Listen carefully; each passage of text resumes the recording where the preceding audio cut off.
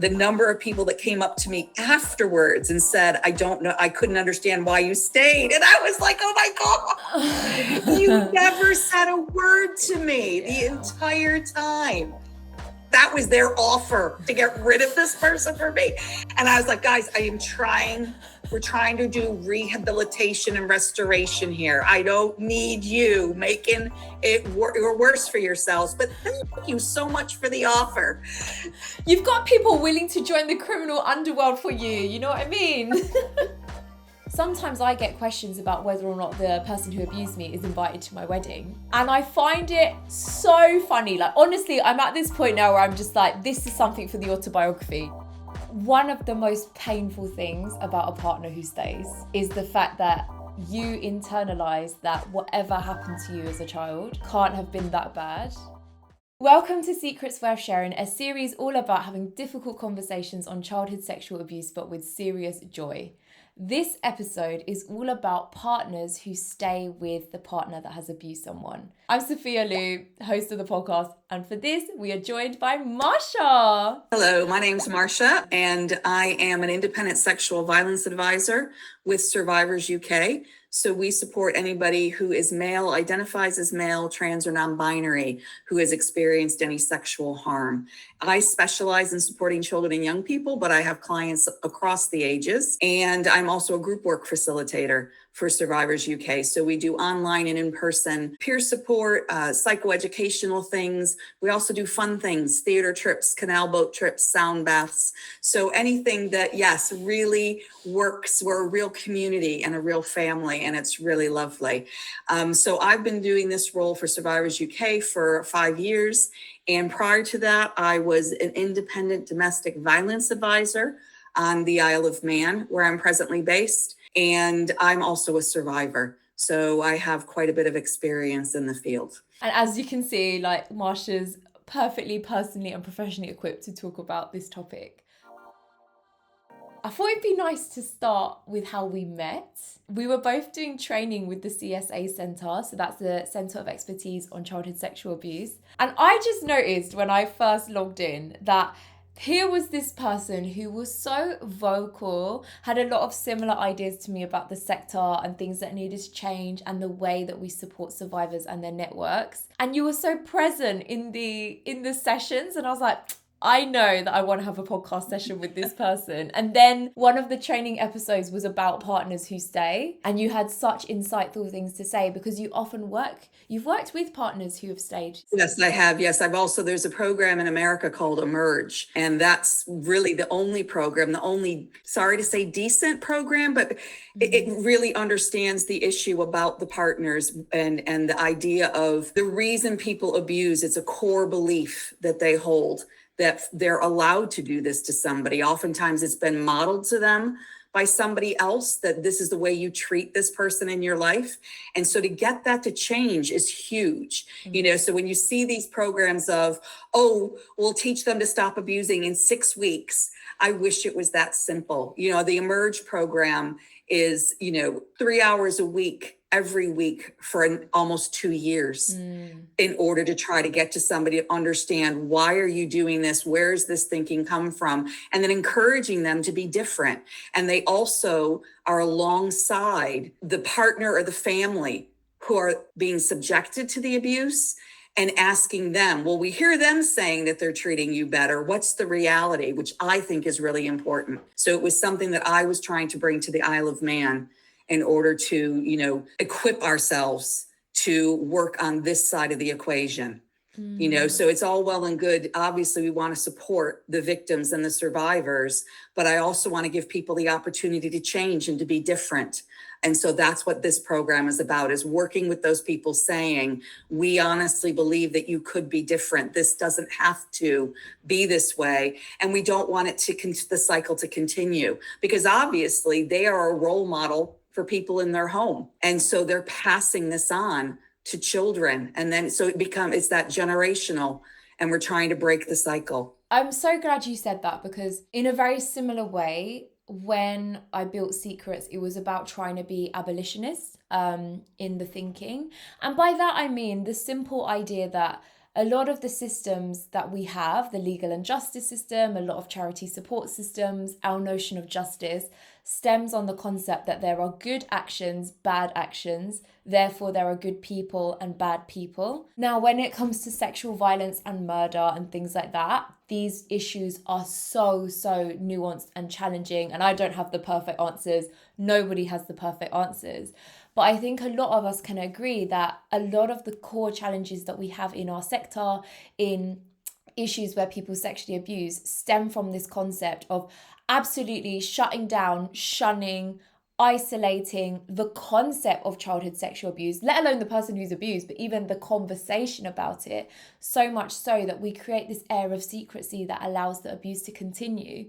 And a lot of these situations are intergenerational. A lot of people who sexually abuse also have families, also have lives, probably have children or partners who have only ever seen the best, most positive side of them. So when conversations about, oh, you've abused somebody, the people in their life can't even fathom what that looks like. And that's why I really wanted to do an episode on this, because it's actually one of my more requested episodes around partners who stay, because I think in an ideal world, people imagine, oh, if I disclosed about what had happened to me as a child, everyone's going to excommunicate me from the person who abused me. Everything's going to be fine. I can live my life away from them. And what we see increasingly is that is just not the case. And statistically, there is a lot more conflict with partners, with family members who actually do try to stay and find some sort of solution. This episode is, in a really difficult way, trying not to judge them, but trying to understand what these motives are and ways that we can best support, first and foremost, the survivor, but second of all, ways of making this situation less toxic. Absolutely, because again, and I get it, it would be so much easier if it was one thing or the other. As you said, if a person was either bad or good, but that's just not the case. The reality is that there is bad in all of us and there is good in all of us. And so we have got to give the person who, legislation, legal, yes, what they did was bad, but let's judge the act, not the actor. And if it's possible for that actor to choose to act differently, because abuse is a choice. For the majority of people who choose to abuse, it is an act of choice. Let's encourage them to make a different choice, to choose differently in future. There are going to be those who either can't do it or don't want to do it. I get that. That's life. But that doesn't mean other people shouldn't be given the opportunity to change and do differently and to be supported in that. Again, one of the big things, the differences for offenders or for victims even, I should say, the reason a lot of males do not disclose, and they say on average it takes over 20 years for a male to disclose, is because one of the things that they get tagged with that women do not is that because they were abused, they will abuse. Yeah. The bite of the vampire, the bite of the werewolf, and that petrifies them. And with good reason. Sadly, I've been in situations where, and again, it's not unusual for a male abused as a child to wonder, is this me? Will I become an abuser? And when they have shared that thinking, their whole world has been destroyed. So they finally took the risk to say to somebody, I'm afraid this is me. What do I do about it? And instead of getting help, they've been grabbed as offenders with so little to go on. Yeah. And it destroys their lives. And I think it's really important here to mention, a lot of people think this because some of the stats are that a lot of people who sexually abuse were themselves sexually abused as well, and then they repeat those behaviors. We also have an episode on repeated behaviors if you want to check that out. But I think what's really important to note is that is the minority, and that doesn't mean that everyone who is sexually abused goes on to then repeat those behaviors. It's just to say that of the people that do sexually abuse, there is a higher percentage that they have gone through those experiences. Exactly. So it's how you're looking at the statistic. It's not saying it's false, but isn't that the way it is with everything? We say that all the time. You could take the same statistic and have two people on the opposite side of the argument use the same statistic to support their thinking. I know. Sometimes I bust my nut when I go and speak publicly to learn all these statistics before I go to speak. And I'm like, do you know, sometimes I wonder what the point is, because everyone's just going to interpret this in their own way. And I'm not a maths girly. Like, I can't explain to them the thinking behind it. But yeah, it's certainly the case with the person who abused me, that they had also been abused. And I really wanted to highlight as well, like, I do try really hard to think about this good and bad actions, therefore don't equal good and bad people. But I'm still not ready to have that conversation. You know, I want to meet with Grace maybe one day, but I think it's also from the understanding that I try very hard to see this as a situational and a society-fueled problem, which is why everything I do is about having the conversation, learning the support networks, as opposed to actively condemning or outing people, because I just don't find that as helpful a solution. And that is why a lot of charities like the Lucy Faithfull Foundation, who launched Shore, which is an advice chat network for teenagers who have sexual attraction to children, as well as the Stop It Now helpline for adults and partners, they come under scrutiny all the time for the work they do. Yeah. And a lot of that comes from people saying, in a world of such limited resources, why are we trying to support the abuser and their family and their loved ones and not the survivor? And I just feel, and I'd love to know what you think about this, Marcia, I just feel like whatever we're doing right now is not working. We're still putting so much onus on survivors to have to advocate for their own support. And a lot of this abuse can't be prevented if we don't also look at the other side of the problem. Absolutely. And again, people need to understand is we're not doing this to make excuses for people. We're trying to bring understanding to the situation. And again, you mentioned, grace and things like that. Well, one of the big things is anger and angst, and that's not healthy. It's not healthy for me holding it against that person, and it certainly isn't healthy for the person it's directed at either. So again, we're almost setting people up to fail, if we don't look at both sides of the issue, and if we also don't give the same grace that we would want ourselves to someone else. Like I said, the chance to change, the chance to do differently, to be supported differently, just to label a section of society and anybody who cares for them as bad and shunning them. Well, I don't see that bringing blessings out of that. I don't see that bringing positive growth. We're actually making it impossible for them to do better and to be better. It was huge for me, the whole separate the act from the actor, because by the same token, I'm not going to shut somebody off from doing something decent because but you did that bad thing. So no, you can never do anything nice now. You can never do anything good. You can never do anything. How are they supposed to live? How they're just being shut down and shut out. And why wouldn't, and then at that point I say, well, how much did we make this now? Of course you're going to lash out. Of course you're going to fight back. Of course we didn't give a chance to be anything else. One thing I thought that would be helpful to structure this podcast was to have a discussion about a situation where a partner has left. So they've discovered that their partner was abusive and then they left.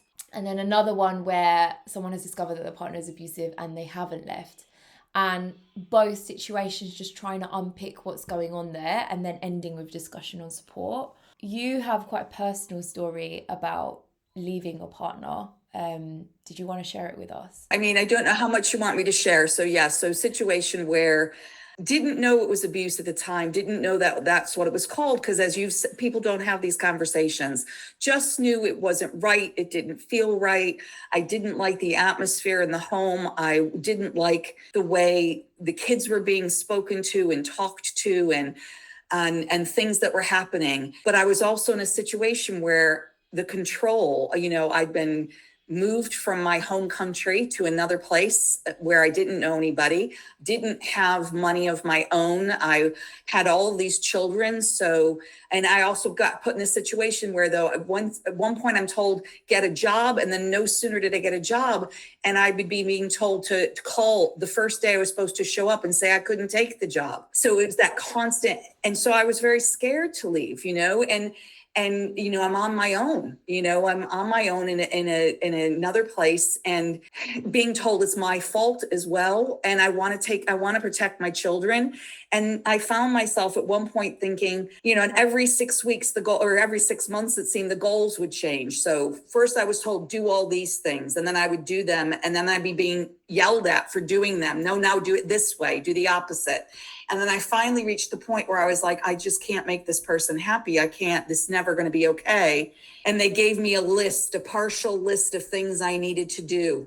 And they would consider whether they were going to continue with the marriage, with the relationship. And I was sitting in my kitchen one day, and I actually found myself thinking, if I just do what they want me to do, I can keep this family together and everything will be okay. And then all of a sudden, it just I don't know, this rush came over my head, and I thought, oh my gosh. I remember a friend from my last job before we left the States.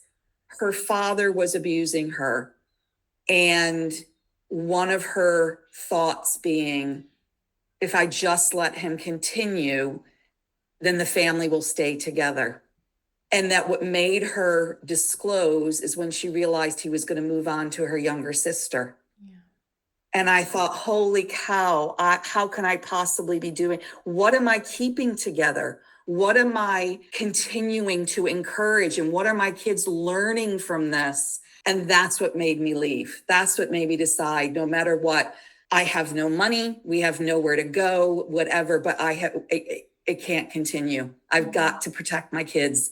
And the only way I'm going to protect them is to get them out. And that then was a 12-year battle to get out.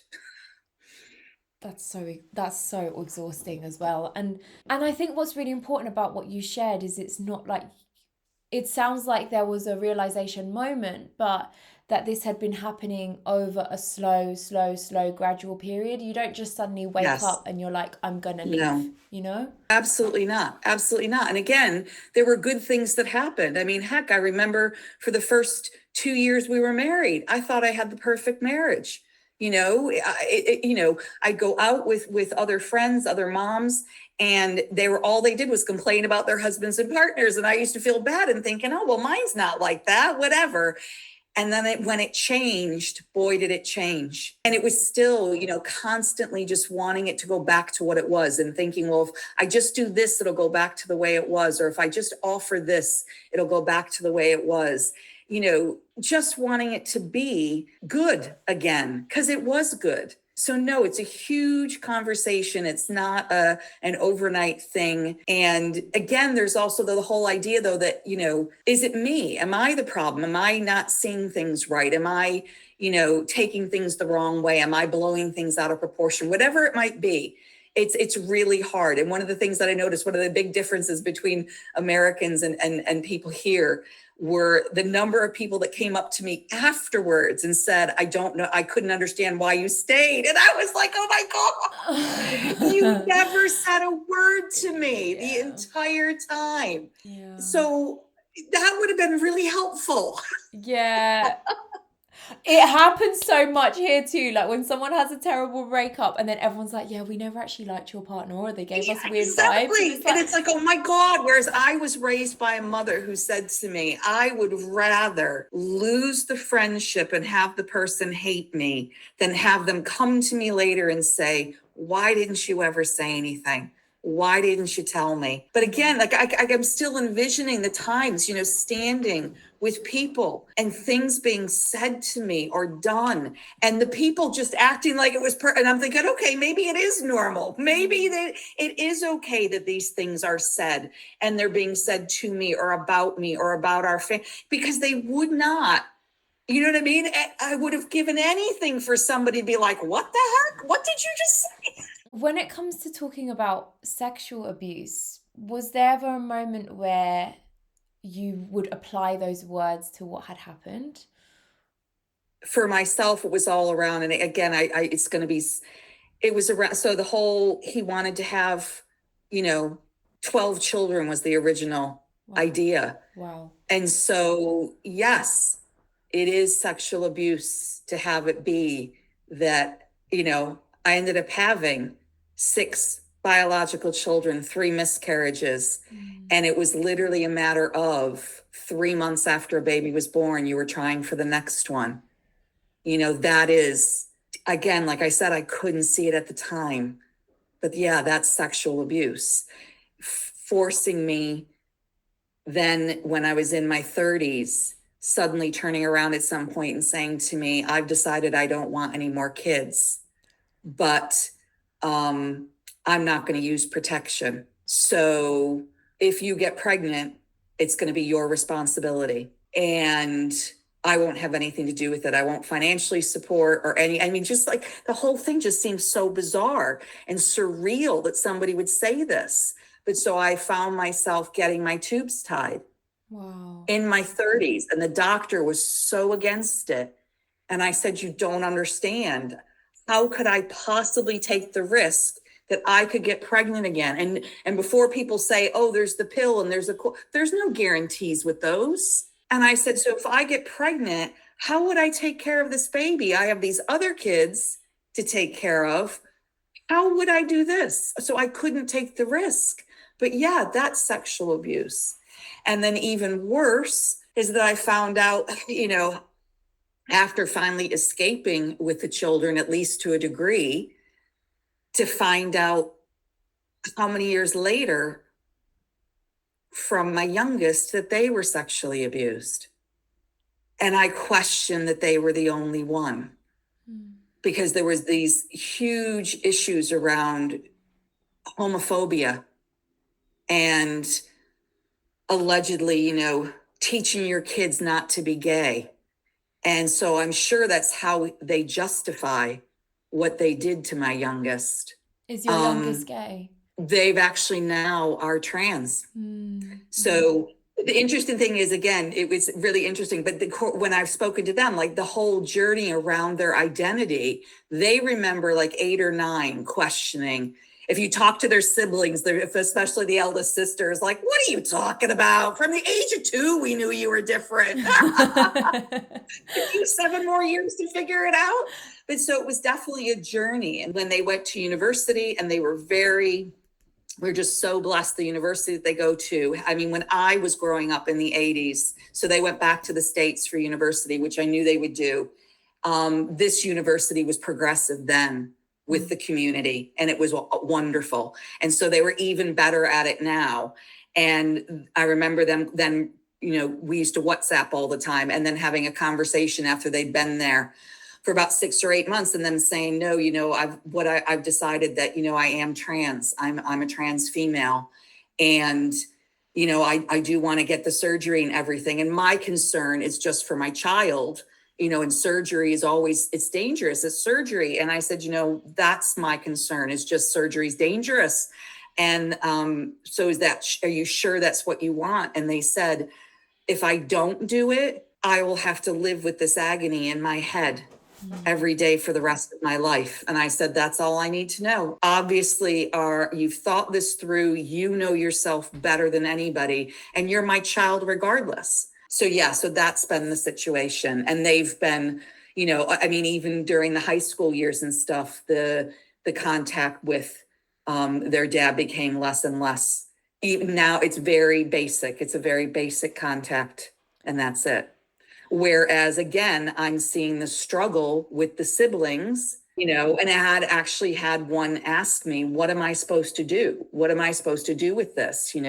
They're saying this happened, that's my dad. And I said, and I can't remember exactly how, but I just said, well, do you have any reason to believe that your sibling would lie? And they said, no.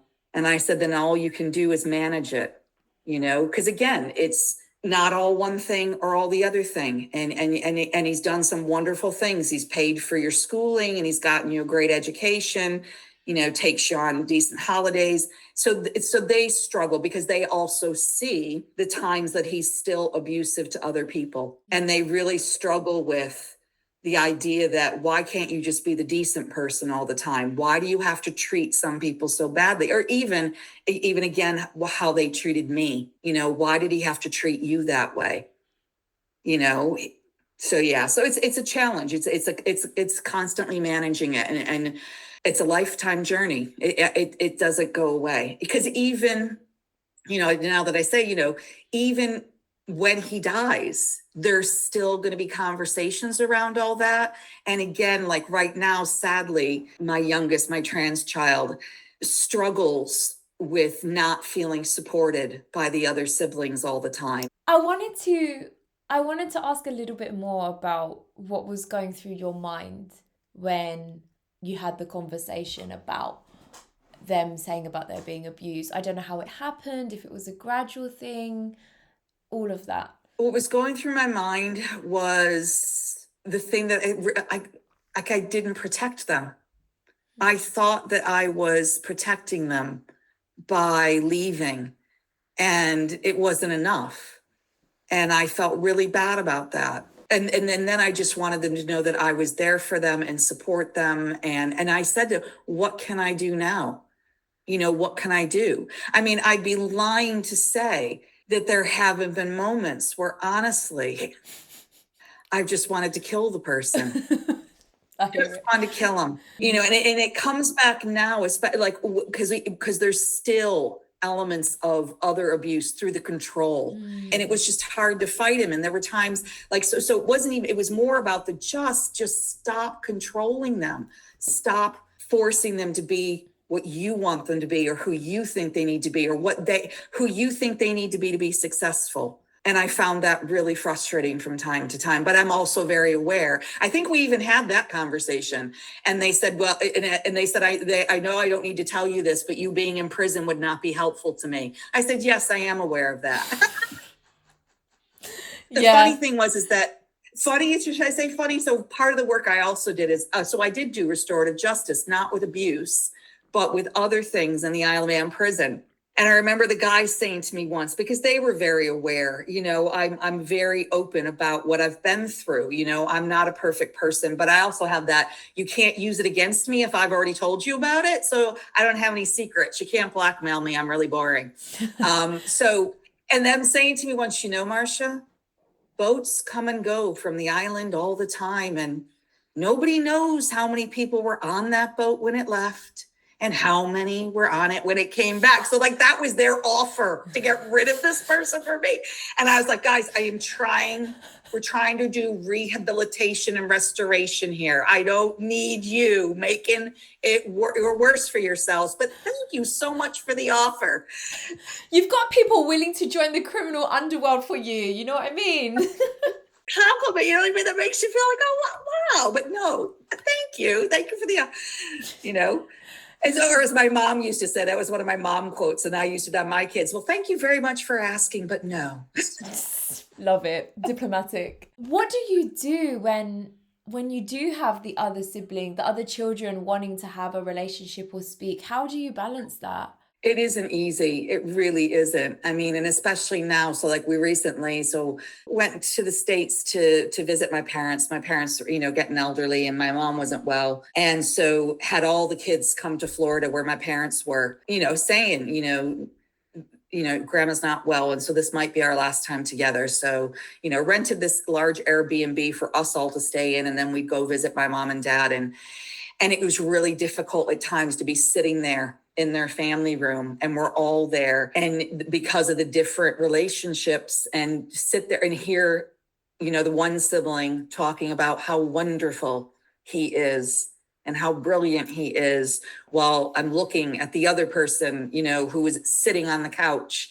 And it's just a matter of, I hope it doesn't sound horrible to say, just keeping the peace, trying to keep the balance, not challenging it, because there isn't a point to challenge it, but also not necessarily piling on and adding and ignoring what's happening here. So allowing that conversation, because what they were doing was talking to my mom So, and my mom is at an age, and, just let it happen. This isn't going to make or break anybody at this point.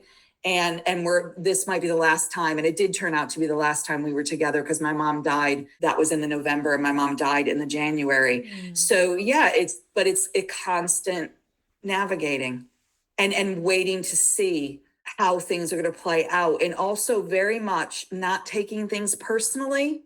So the fact that that person chooses to continue a relationship, I'm hoping it's healthy for them. I don't want it to be abusive, but it's not an attack on me, and they're not doing it to hurt me, and to stop trying to own it and hold it that way. Because I do think that's where a lot of the problems lie. I'm thinking of that, well, you have to love the people I love, and you have to hate the people I hate. That's not the way the world works. It really isn't. Are you and your youngest on a similar journey with that, in terms of, I don't want to say accepting it, but living alongside it is what I often say? We were. And then sadly, recently, just within the last, how many months?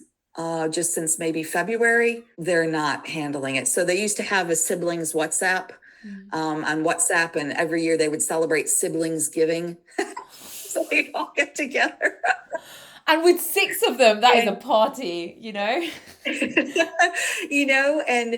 And unfortunately, no, I don't know what's happened. And it's one of those things where, and I think this is really difficult, I have a concern that it's a significant other that's come into their life. And I'm concerned that there's abuse, because this is how these things normally play out.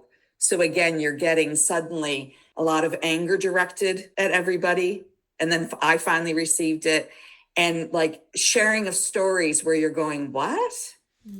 What allegedly happened? I was there. That wasn't what I saw. The good news is that for some of it, for at least us, we've been able to talk to each other. And I'm like, was I? And they're like, oh my God, no, that is not what happened. But that's the narrative they're obviously needing to tell themselves right now in order to manage where they are. I've had it happen with 2 of the other children, where same played out exactly the same, and they were in abusive relationships. And then they got out of them. It took time.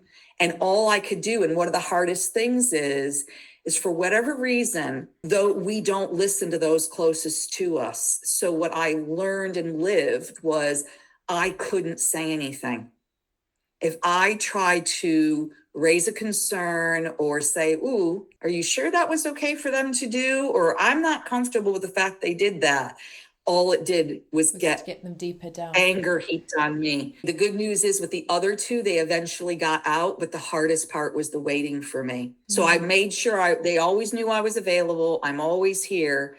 And I just had to wait for the other person or the other incident, whatever it was, that finally made them see. My youngest is now relying on the second eldest. So they're staying in touch with that one sibling. That one sibling, they will still respond to. Won't get together with the siblings, but will respond to that sibling's messages. And so I'm just biding my time. And I think that's the hardest thing. And the other siblings are doing the same. And it definitely sounds like a lesson that as a parent you learn after being stung a couple of times. And even with my own parents, like I've been on this journey a lot, especially since starting Secrets, and like managing what does it mean to be public about my story, and how much of it am I being public with versus, who is brought alongside that with me out of force or whatever, and really trying to make sure everyone's comfortable in that. And, I've been having a lot of candid conversations with my parents. And one of the things my mum said is, it's just so difficult because as a parent, when you find this out about your child, there is never a right answer. Like you will always be criticized for something you didn't do. And I think I'm learning a lot about what that actually means from a child's perspective. And I imagine, given all you've shared about with your children who've been in abusive relationships, I imagine there's a very similar line of thought when it comes to allowing or accepting that some of your children do have a relationship with their father. Like no matter how angry you feel about that, or how much you might want to control that or give them advice about not doing that. Like, you do just, in a sense, have to let elements of that play that out. And there will be people listening to this who will be fuming about that and be thinking, I can't believe that this is even a situation where they would allow them to come back and I would block them away or ground them and blah, blah, blah, blah, blah. But actually what that does is it can misdirect that resentment towards you and actually blocks people from understanding what a healthy relationship is for themselves. Well, even worse though, Sophia, was the whole idea of the people who were constantly challenging the boundaries I put in place with him because of what was done to me and to my children. So the people who are going, oh, why can't you just be friends? Oh my gosh, no. And these were people, because there weren't a lot, but this was someone who actually knew about the sexual abuse of the youngest child, because the youngest child had shared. And that was it. Okay. I never spoke to that person. When I thought, wow, you know better than a lot of people all that was done. And you literally just said to me, I don't understand why the two of you just can't be friends. Jeez. That constant push for that, I think that's probably because, again, so many people don't know the story. So, you know what I mean? So the lack of trust in somebody, again, that's almost offensive to me. Knowing how I am, you must be aware if I've put up boundaries, there's very good, valid reasons for those boundaries. And I had other people telling me that I should only say nice things about him. I shouldn't. And I said, whoa, whoa, whoa. I said, I will never call bad names. And that's ridiculous, where people are calling each other names and stuff. So childish. And I said, but if my child comes to me, or if they say, Dad did this and it wasn't okay, I am going to say, oh, well, I'm sorry to hear he did that. The last thing I wanted to do was raise children who went into abusive relationships or stood by and allowed abuse because I didn't teach them to see it and to recognize it and to challenge it. You know, you don't necessarily have to call it out, but you can walk away from it. You cannot support it. And again, I think that's one of the hurtful things as a mom, like, again, this thinking, oh my God, I spent so much time trying to teach them what a healthy relationship should look like or be, and they still ended up in abusive relationships. And so one of the big conversations that we have, and again, in the support that I offer, and this often comes up either with individual clients or in group work, is that if they were abused as children, when that happened as children, and there was a mom there who didn't protect them and who didn't stop, which for me as a mom is huge, to try to get the understanding of, again, it's not an excuse, but understanding about there might have been other things going on for them, and they might have been limited in their own choices. They might have been being abused themselves, and that they did the best they could at the time. And none of it was a value judgment on you as a child. It was not because you deserved the abuse. It's not because you weren't worth the fight. It was something wrong with them or incorrect with them, or, you know what I mean? Because again, to carry that anger is so unhealthy, and it's damaging to the person holding it. We are so much more obsessed as a society of keeping appearances or worrying what other people think, you know, to the point where, and I laugh about this all the time, but you know, sometimes I get questions about whether or not the person who abused me is invited to my wedding. And I find it so funny. Like, honestly, I'm at this point now where I'm just like, this is something for the autobiography. Do you know what I mean? But but I am just like, I find it so hilarious that there are people, and it's a very common opinion, who will believe that no matter what has happened, it is more important to preserve this unity and this harmony. Exactly. Because God forbid that we and start... as you said, appearances. Totally.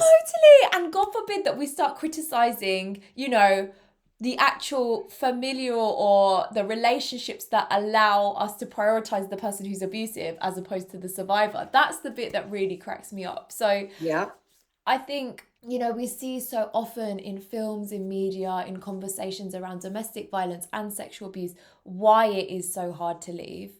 And it's just such a shame that when someone has found the courage to leave and gets themselves and their families out of that situation, that continuously becomes questioned. And I think we need to remember it's way more common than we think. Or even when they're in the situation. Now, So like I said, it took me 12 years to get away, even though he handed me divorce papers. What we decided later on was I was never supposed to actually divorce him. It was just supposed to be more control. He apologized. The person did apologize. So the person that at one point was my lawyer and whatever, but it took so long that I got handed to others. He apologized to me at one point because he had a habit of saying, as we were hashing things out, well, you married him.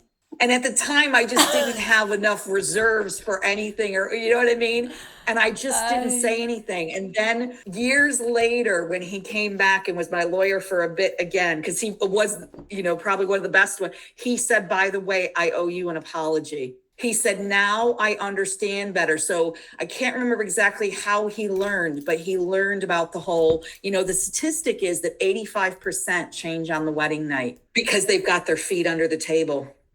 Yeah. So like you originally started, this isn't something that happens overnight. It's little by little by little. We've all, well, hopefully by now people have heard the analogy of the frog in the boiling water. Mm-hmm. And if you dropped it in the boiling water, it'd leap out. But if you put it in the water and then you slowly turn the heat up, the frog stays until it's boiled alive. Totally. And he'd come to that realization, and he said, because that's what he said was, I'm very aware now that the person or the way he treats you now is not the way he was treating you at the time. I'm getting married. This is supposed to be like the pinnacle moment of like ultimate love. And it is in so many ways. But also like, I am very aware that marriage and my partner is a part of my life and not my everything, my existence, my being, And I think so often we have been set up to believe that your partner is supposed to be your everything. And that puts so much pressure on them. My partner knows that when I'm struggling around things to do with child sexual abuse, my past, I go to my ex. Or if I'm worried about work, I go to my best friend. Or if I'm worried about that, I go to my family, whatever. But it's so unfair to put everything on someone as your partner because you are married, because you're entering that relationship. And that's where the pressure, the toxicity, the changes can build. And I'm not saying that at all for people to take away, oh my gosh, so if my relationship isn't perfect and these things do happen, that means I deserved it. That means I didn't put these pressures on place. I'm not saying that at all. I'm saying that there are a lot of societal pedestals that we create around marriage, around family, around what being a perfect parent means. And a lot of and how about the fact that every child has to have two parents? Exactly. So again, there's that pressure that you're somehow doing them a disservice to take them. And again, there is even thinking for a while. So I lived in Florida before I left the States. And for a period, I want to say of about 2 or 3 years, the thinking actually at the time was that it was better to leave children in an abusive home, that there was more disruption caused to them and more harm to take them out and to try to have them adjust to another home, even a healthier one, that you were better off leaving them where they were. The good news is that they, like I said, it only lasted for but that was, so in the family courts for those 2 or 3 years, that was driving all the decisions around custody and contact, even when abuse was acknowledged as being present. I think this brings us really nicely onto the flip side of what might go through a partner's mind when they choose to stay. I often don't go into the really, really full details about what happened to me on these podcasts, but I share enough for people to get a flavour. And I think it's kind of like an open secret that the person who abused me is still a part of my family. I don't see them, I don't have any contact with them, but there are members of my family who do. I talk a lot about living alongside because I just have had to learn to live alongside it for my own sanity in having a harmony with family and those who I feel very close to. And as you said, there are so many different opinions, and in an ideal world, everyone would have the same opinion on me about this topic, but they don't. And so I have had to learn how to create boundaries that keep myself safe whilst also accepting this new family environment and situation. And one of those things has been the 10+ year process of understanding the partner of my abuser and what were her motivations and reasoning behind this. Yeah. Because of course Of course, there was an element of them feeling really hurt, feeling really angry on my behalf, feeling bad that this happened to me. And that in itself, doesn't, not everyone is lucky to have that emotion first associated when they disclose. My abuser's partner very much did feel terrible that this happened, but still came to the conclusion that the best thing for her to do was to stay with her husband for the sake of her children, for the benefit of her marriage, for keeping up Yeah. appearances. And I think I spent so many years of my life secretly resenting that, feeling really angry at what this then meant for the children and their upbringing, what my relationship with those children would be. And I think it's very similar to what you were saying with your children. Some of them really, really want to keep that cherished relationship with their father. Some of them feel more uncomfortable. Some of them feel a lot of resentment towards me because that was hard. Crazy. That was really, really painful. And I think one thing that has helped me find peace is, one, in every shitstorm, you find out who really shows up for you.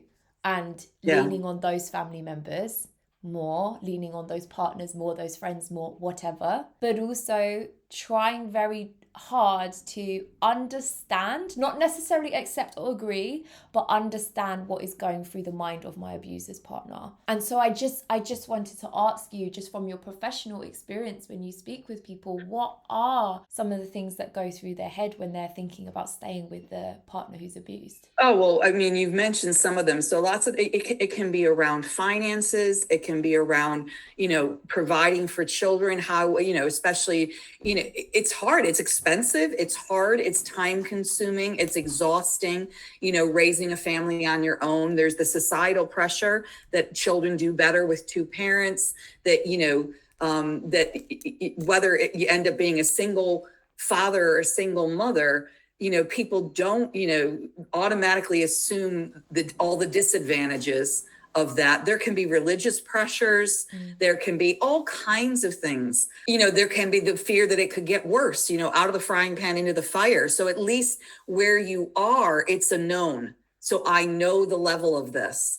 If I step away, I could be making it 10 times worse. And that's the unknown. The fear of the unknown is huge, so it's a really scary thing to step away from the comfort. And again, it tends to be that the person that leaves doesn't end up in a good financial position. So, and in short, one of the things now they've changed financial abuse that is now termed economic abuse, because they're aware that it has an impact that lasts a lifetime. It is not you leave and after a year or two it'll be fine. No, normally that lasts. It's an economic thing. This is now going to be the rest of your life. You're always struggling. So there are, and they're just, it's not easy. It's not an easy decision to make. I'm going to throw something out there though, that, I'm really curious as to what people's reactions could be. Go for it. We all allegedly claim or believe unconditional love. I suddenly thought about that because I've thought about that again as a parent and how I was raised by my mom and with my work in the prison. Unconditional love means I don't love everything you do, but I don't stop loving you. So I will put the boundary in place. You don't get to keep doing these wrong things, these bad things, but I'll love you through it. And to try and hold on to and build the good and encourage more of the good while also challenging the bad. If that's what that person's doing, wow, that's pretty incredible. If they're just turning a blind eye and just completely denying it, that's very concerning, because that then allows the cycle to continue. Because there will be awareness that abuse wasn't just in the act of sexually abusing you. That abuse will come through in other ways. So you've now got these children seeing that, but also the idea of this is what they get used to. So sadly, what often happens is, rather than what people claim, I will never do that in my marriage, or I'll never raise it. And yet when you get out, we have a habit of repeating what we've been taught. I'm so glad you said that, because one of the most painful things about a partner who stays is the fact that you internalize that whatever happened to you as a child can't have been that bad if they're still keeping the marriage. And if the whole reason that in your head, and this was very much my case, I justified allowing myself to go through the abuse for years because I thought, well, if it is just me, as you said earlier, at least the family stays together. At least when no one finds out, it's not broken, no one's leaving anybody, and I care about my family unit more than I care about what this thing is happening to me, and this is just the thing, we don't have a name on it. And to hear that despite all of that, and then it comes out, and often, you know, you're either forced to disclose or it comes out at a moment where you're not expecting it, and that despite that, everyone stays together anyway, it is such a punch in the gut to your strength. Oh, absolutely. Well, it would be very much, like I said, it feels like a judgment on my character as the victim. It feels like, so you're saying I don't matter, what happened to me wasn't important enough. Like I said, that I'm worth less than other people. And so I think it's really important as part of healing and recovering. And they are both ings, and they will be ings for the rest of our lives. Yeah. You know, you will know that there isn't going to be a point where it's done. Yeah. This is going to be every day for the rest of our lives. It doesn't, it's not forgive and forget. We're never going to forget it. Yeah. And the forgiving is about letting go of the anger and the resentment and my right to pay them back for what they did. That's what the forgiveness means. It's not about saying what they did was okay, or that they can do it again, or that I have to be in relationship with them, you know? So, and oh my God, Marcia, I'm not there. You know, I want to be, but I'm not there yet. And I think there's a couple of things. But again, it's also but the forgiving's also not a one and done. The hurt doesn't just go away. And especially if it's a deep hurt, it's like a wound that keeps, and then it gets bumped, and then it gets banged, or then it gets cut open again, and I have to go through the process again. Like I said, you know, I could go through so much time with not feeling anything towards that person, and then I hear a child say to me, oh, you know, he was supposed to show up at this thing and he didn't show up, and then this caused me all these issues, and oh my God, I'm like, I just want to kill him. So I then have to forgive again. It's not about that I keep letting them hurt me. And people just don't understand it. It's not explained well. But it's really important for survivors to understand it was never a measure of your worth or lack thereof. You know, it really wasn't. Your biggest crime was you were too nice, you know, at the end of the day. Because again, we also had a conversation once about, you know, why me, you know, and somebody very bravely, I thought, said, why not you? You know, because so the fact of the matter is, it was nothing you did. That person was going to choose to abuse. And if not you, they would have chosen someone different. So the only thing that you did was there was something about you, about us, that was either vulnerable or generous, and they knew they could take advantage of it. That's the truth of it. And so, like I said, if that's the biggest crime I ever get accused of is being too nice, I'll take it, you know. But yes, as survivors, one of the things that we do need to become aware of is boundaries, and setting boundaries and protecting ourselves. And again, I do partially blame my Catholic upbringing. You know, the Catholicism, as I was taught it, about always put the other person first. The other person always gets the bigger piece. Or if there isn't enough for both of you, it always goes to the other person. That grooms us to constantly give at a cost to ourselves, and to think, and that's not what was intended. I so appreciate the people, the ministers and people who talk nowadays, who always add in the caveat, except in cases of abuse. This is never about condoning abuse. This is never telling you to stay in an abusive relationship or marriage. When that abuse starts, they have already broken all the rules about loving you, honoring you, and all the rest of it. So it does no longer applies. Totally. I hear it so much when you say this, also from a religious family. And I remember having to learn the boundaries thing so hard, because I remember at the time of disclosing to my family, when they were all first hearing it, all I could think about was how my abuser's partner and their children were going to react. I was like, I can't believe I am breaking a home. I can't believe my disclosure is causing this to happen. And even then, you know, when it came to the children finding out, you know, everyone was like, please, can you hold off a little bit till we tell the children, because one has prom, one's got exams, whatever. And I was like, absolutely. Like, the sense of justice for me was always just telling everyone. Like, it was never about who got told when, how this, it was never about the justice, the courts, anything like that. My sense of justice was just about people finally knowing. So of course I was happy to wait. And that actually got taken advantage of later, because then my abuser basically took himself to the courts to plead about my case. And that gave him less time off. So the argument in the court was, if he had never come to disclose about what he did to you, we would never have found out. We are talking about accountability, not just turning a blind eye.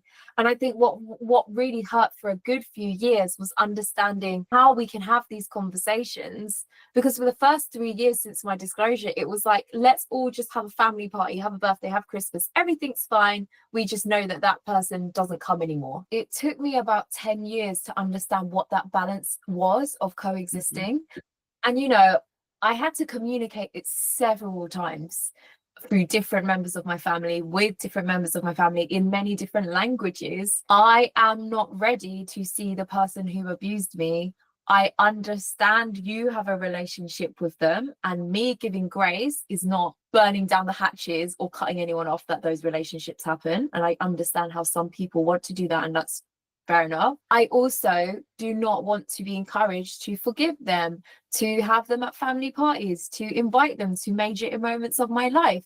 And that for me has been my biggest boundary. And the second one was when all this came out about the person that abused me, I was so keen for his children to know that I'm still there to be the elder in their life, the fun one that looks after them. And I wanted them to know that even if that involves you wanting to have a rant about your family, or you need to mention your dad every now and then, like, that's okay. I understand that. And I think I gave that olive branch way too soon, to be honest. And I think what happened over the years was then suddenly feeling like, just like you in the hospital room with your mother, I felt like I was having to sit and hold a lot of conversations from his children about how wonderful he was, and how no matter what, like, he was their father and there's nothing wrong that they could do. But then ever so often I hear from another one that, like, actually I do feel really uncomfortable. And it's about managing and balancing that and trying to feel neutral, even though I feel like I'm someone who is hurt personally by his actions. And I often think, you know, for big key moments in their lives where they're going to want to have me there, hopefully, like their father there, blah, blah, blah, blah, blah. What do I do? That thoughts crossed my mind when you talked about weddings. And yes, and what I'm doing is crossing that bridge when I come to it, you know. So when the siblings get married, you know, how is that going to work? I'm not going to, you know, of course I want to be there. You're my child and you're getting married, but no, I'm not going to play happy families.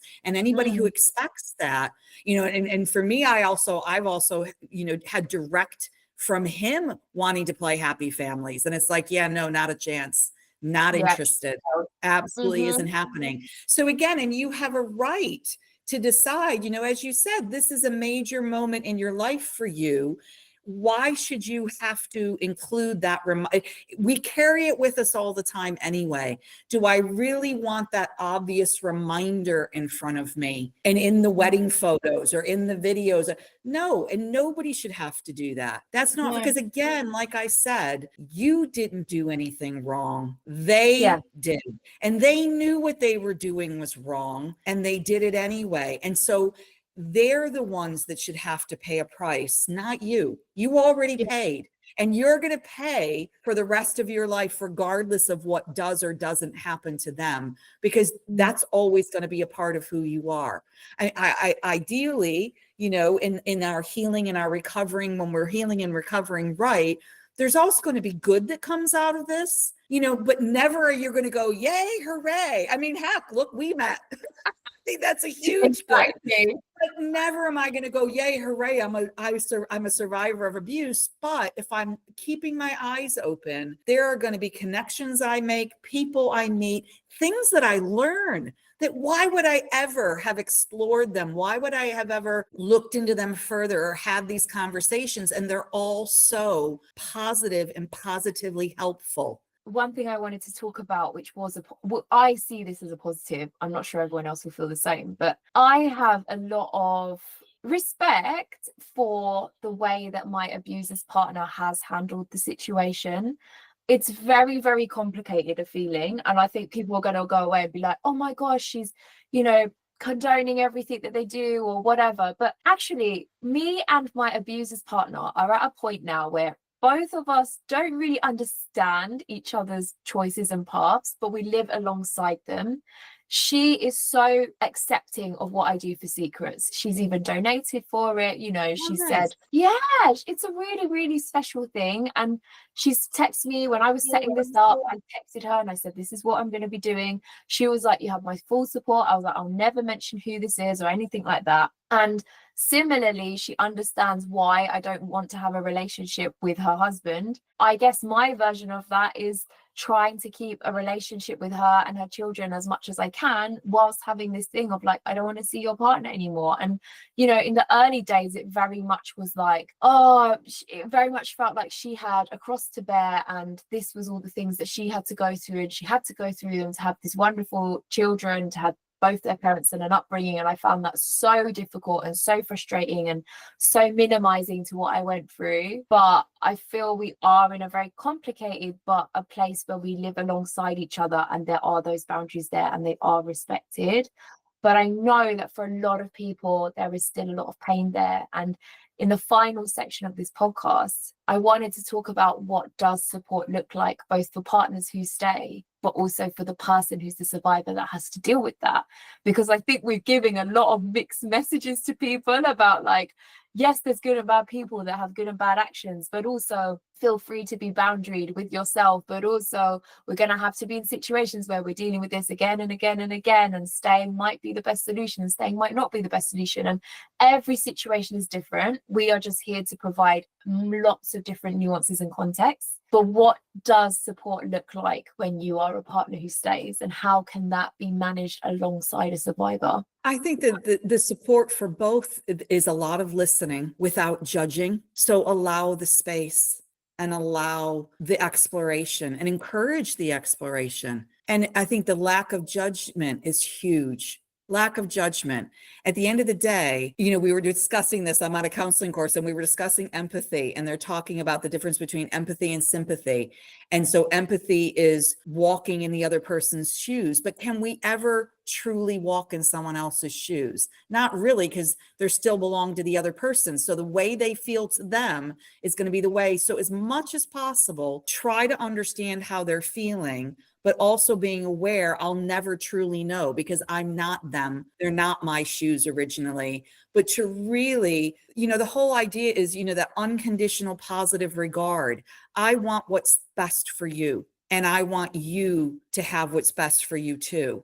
So again, not a whole lot of hard, fast advice and rules, much more of keeping things in the present as well. So if I am going to suggest something, it's about now, today. How can you get through today? How can you manage this today? It's not about projecting into the future. And it certainly isn't about going back and having regrets about the past. We're not going to change that. But so what do you need to do for you right now to help you live better, healthier, happier today? And then if you have the conversation and they choose to do it differently anyway, step back. Just step back and realize it's not my place or for me to force or control, and literally allow them their space. And then who knows, and maybe with time, the pieces will fall into place for it to be right for them to do whatever it is, if it's something different, if it is leaving. But while the pieces aren't right, as long as no one is actually it's not illegal, immoral, unethical, as long as there's no continued harm happening, those are boundaries we have to put in place.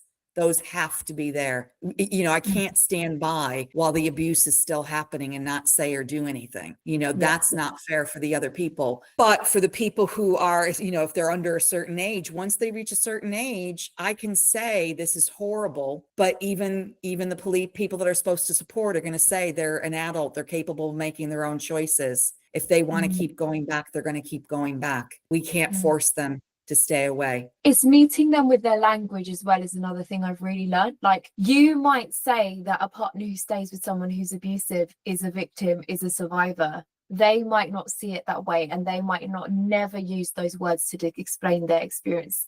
And I think just as much as we talk about having our own autonomy and understanding ourselves as survivors and defining what happened to us, we have to extend that to other people. So whilst I might think, oh, if you stay with someone who's an abusive partner or who's sexually abused children, you are a victim, and I very much in a lot of ways do think that. In some ways I absolutely do not apply that or force that onto someone if that is not a box. Absolutely not. No. And I think that's the most important thing to take away from this episode, right? Like, it is a journey. It's unfortunately this terrible journey you're always going to be on, so long as you want these relationships active in your life or not. You know, they're going to come up at different moments because we exist within communities.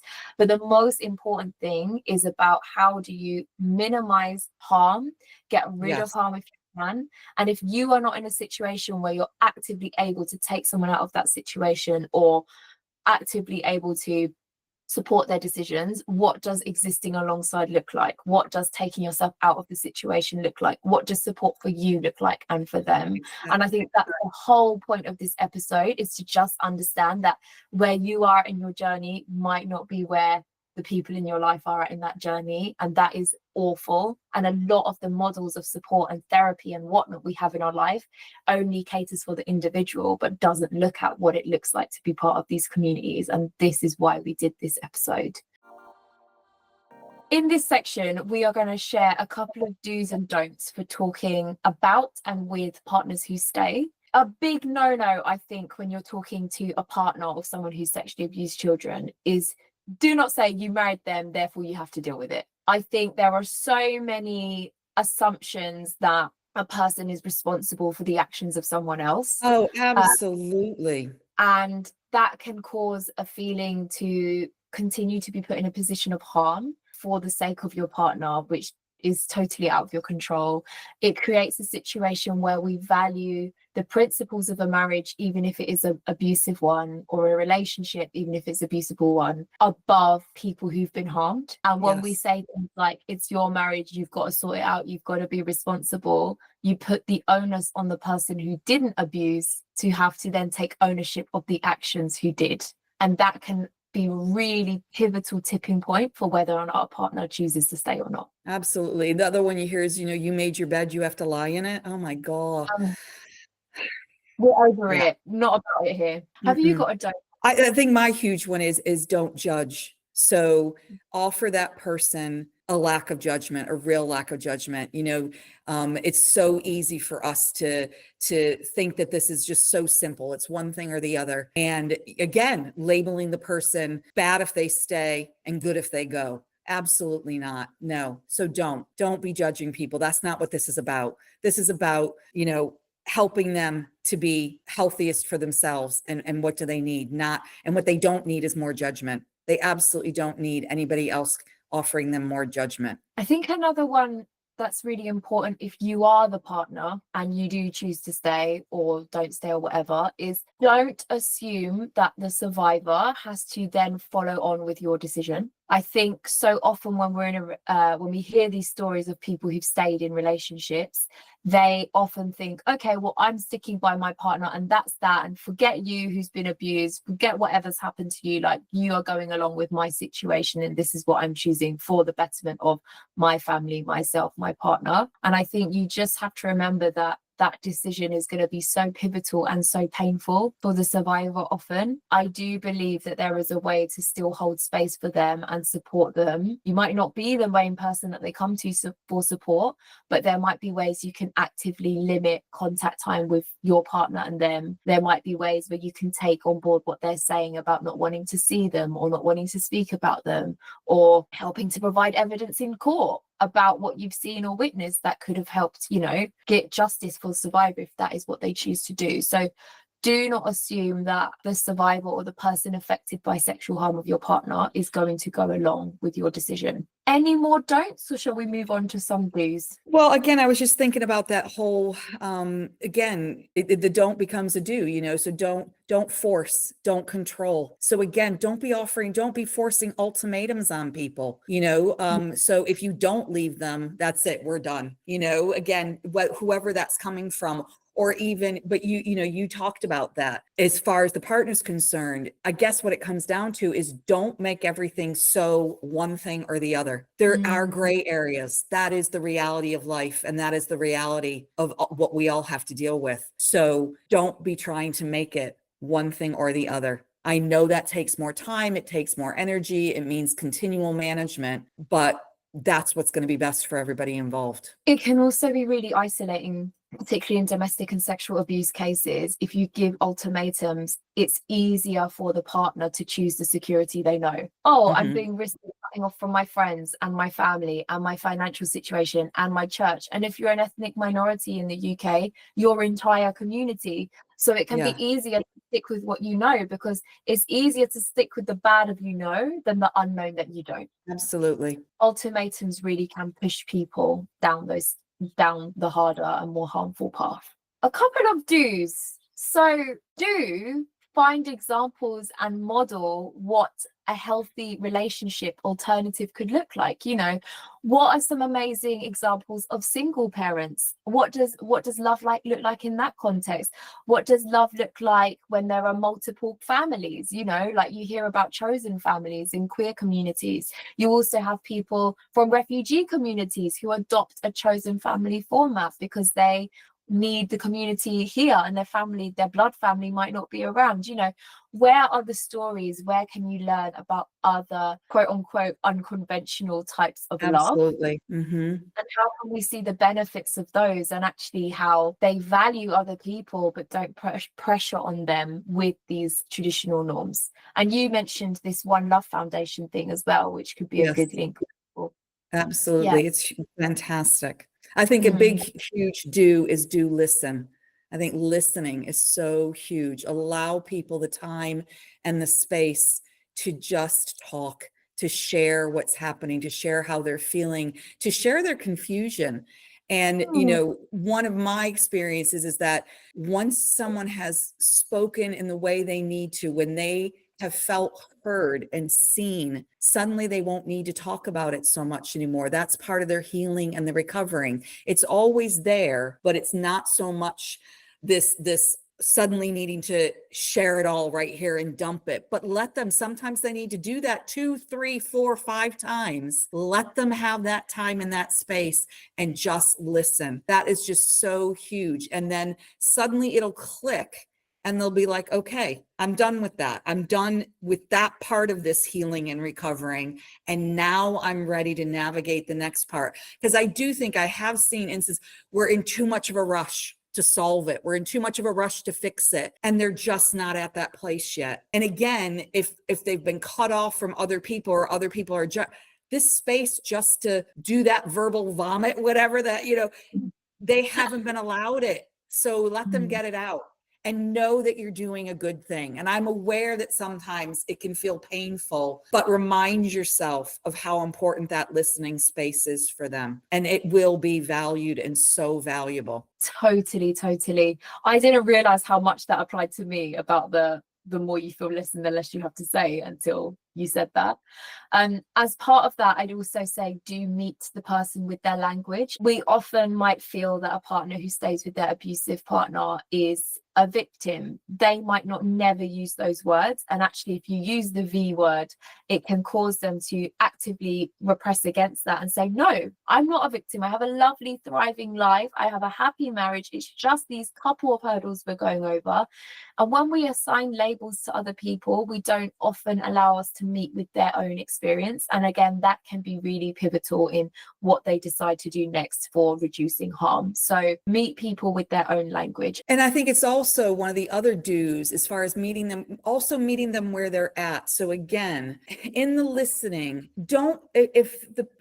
I know there are some things in life where this is a problem for whoever it is, you know what I mean? So murder is an issue, no matter who is or isn't being murdered, that's a problem. But there's some other things where there's a gray area. So again, I've heard people make statements to people like, what do you mean they control the finances? Why don't you control?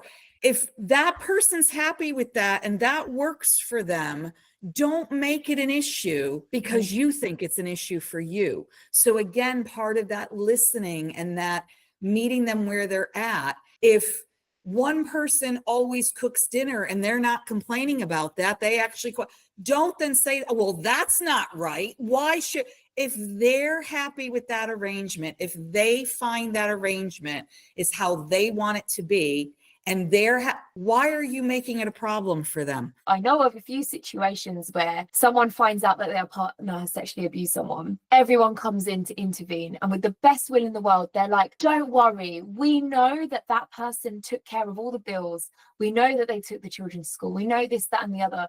We can help you do this. We can help you sort out your internet. You need to figure out this, that, and the other. And what happens there is when we think that these conversations are just a one and done, as you said, we end up saying everything we want to say to that person to support them all at once. And what that can end up doing is intimidating them. And they end up thinking, oh God, the internet provider, I didn't even think that was something I had to worry about. And again, this is why it can be easier to stay with the danger you know than risk the unknown.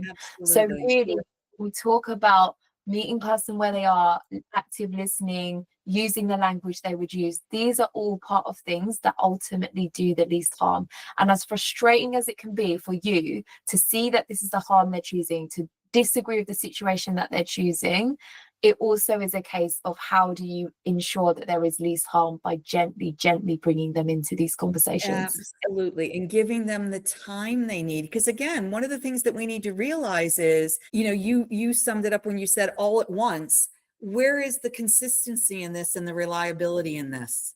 So they need time to be able to find their feet and to know what I can rely on and what can I rely on me for as well. So that takes time. There is no rush to fix this either.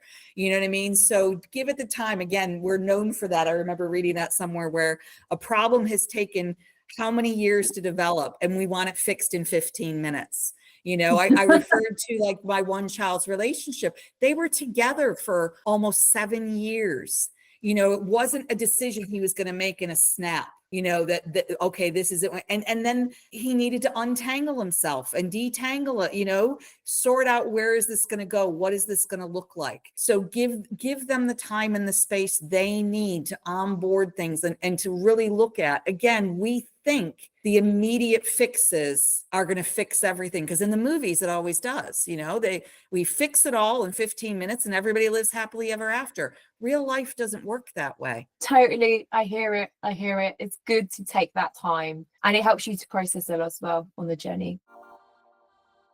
Brilliant. I think that is a great place to end it. Marcia, thank you so much for coming along, especially as you've been packing up your house. I've noticed your therapy area is looking a lot barer than usual. So appreciate you coming along and just sharing all your personal and professional wisdom. I really do hope it was helpful, Sophia. I really do. I hope that you can make something useful and positive out of this. And just thank you for the opportunity.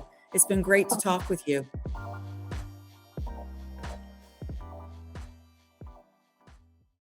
Thank you for listening to yet another iconic episode of Secrets Worth Sharing.